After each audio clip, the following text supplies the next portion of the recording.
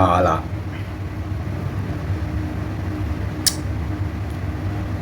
ในทางนั้นเสียชีวิตกับไว้มาเอ็นดีก็แม้จะตันไหนมีมาสู้ยาเพื่อพ้นเลิกเดชิมาสตาพอยมาลากันนี่อาณาเต็งเนี่ยสุดแล้วแม้มาตมามูแม้เลียเลยแม้มาตมามูสมัยมาอาณาเต็งเนี่ยกูอาณาเต็งปีงานเนี่ยลงมาลาเนี่ยเอาชุบเลยแต่ปีก็อันนั้นเปลี่ยนตัวนี่เลยตัวไหนงามาเลิกตัวเราพอตัวเลยดูกันเนี่ยเอาชุบเลยนะไปมาปูวิญญาละสุดแล้วเอ็นดีวิก็ไปมาแม้จะตันไหนมีมาเอ็นดีก็สู้ยาไพ่ไม่ชิมาเนี่ยอาณาเต็งเนาะเนี่ยทับปีงานเนี่ยเอาชุบเลยในทางนั้นเสียงามาเนี่ยก็วิก็ไปเลิกเลยมาการวิก็ไปเลิกเลยแต่ยามหาได้เดี๋ยววิก็ไปวันเลิกเดี๋ยวสมัยนี้ทดดอกเขามาเนี่ยสู้ยาไพ่เนี่ยนู่นเนี่ยแต่ไม่ได้พิจารณาเลย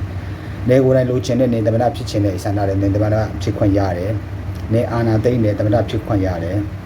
เนี่ยทดดอกเขาไปมาสู้ยาไพ่เนี่ยเราปีบ่เนี่ยคู่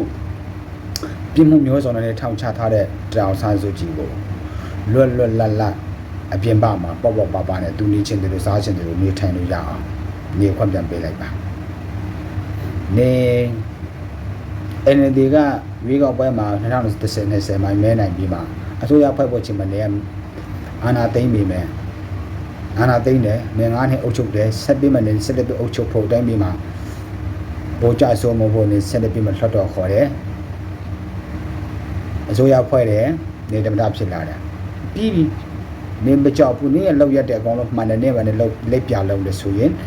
ကိုတောင်စားစုတဲ့နိုင်ငံရေးကျင်းသားများအားလုံးပြန်ထွက်ပေးလိုက်နေရလောက်ဆောင်ချက်ကနေကိုနဲ့အာမခံချက်ရှိတယ်နေအတဲနေယူပိုင်းဆိုင်ရာစစ်ပိုင်းဆိုင်နေအတိုင်းအဝိုင်းအားလုံးက